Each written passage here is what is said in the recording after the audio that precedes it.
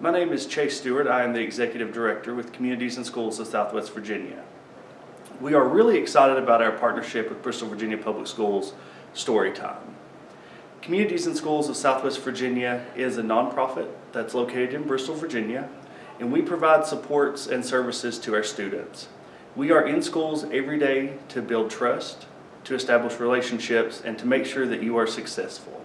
I invite you to learn more about us by going to our website, www.cisofswva.org, or liking us on Facebook.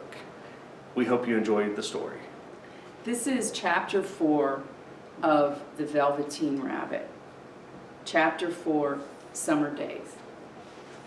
That was a wonderful summer. Near the house where they lived, there was a wood, and in the long June evenings, the boy liked to go there after tea to play. He took the Velveteen Rabbit with him, and before he wandered off to pick flowers or play brigands among the trees, he always made the rabbit a little nest somewhere among the bracken, where he would be quite cozy, for he was a kind-hearted little boy, and he liked Bunny to be comfortable. One evening, while the rabbit was lying there alone, watching the ants that ran to and fro between his velvet paws in the grass, he saw two strange beings creep out of the tall bracken near him. They were rabbits like himself, but quite furry and brand new.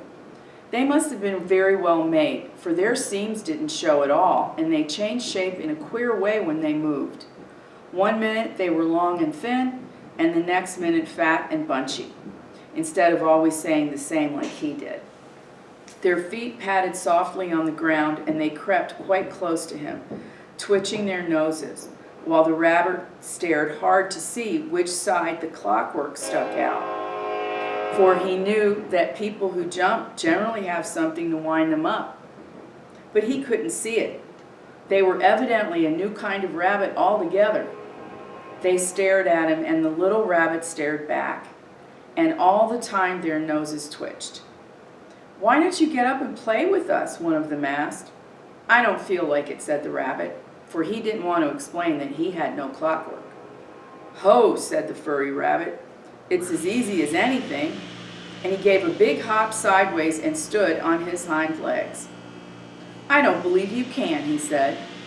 "I can," said the little rabbit. "I can jump higher than anything." He meant when the boy threw him, but of course he didn't want to say so. "Can you hop on your hind legs?" asked the furry rabbit. That was a dreadful question, for the Velveteen Rabbit had no hind legs at all. The back of him was made all in one piece, like a pincushion. He sat in the bracket and hoped that the other rabbits wouldn't notice. "I don't want to," he said again. But the wild rabbits have very sharp eyes, and this one stretched out his neck and looked. "He hasn't got any hind legs," he called out. "Fancy a rabbit without any hind legs!" And he began to laugh. "I have," cried the little rabbit. "I have got hind legs. I am sitting on them." "Then stretch them out and show me like this," said the wild rabbit. And he began to whirl round and dance till the little rabbit got quite dizzy. "I don't like dancing," he said. "I'd rather sit still." But all the while he was longing to dance, for a funny new tickly feeling ran through him, and he felt he would give anything in the world to be able to jump about like these rabbits did. The strange rabbit stopped dancing and came quite close. He came so close this time that his long whiskers brushed the Velveteen Rabbit's ear. And then he wrinkled his nose suddenly and flattened his ears and jumped backwards. "He doesn't smell right," he exclaimed. "He isn't a rabbit at all. He isn't real." "I am real," said the little rabbit. "I am real. The boy said so." And he nearly began to cry. Just then there was a sound of footsteps, and the boy ran past near them. And with a stamp of feet and a flash of white tails, the two strange rabbits disappeared. "Come back and play with me," called the little rabbit. "Oh, do come back. I know I am real."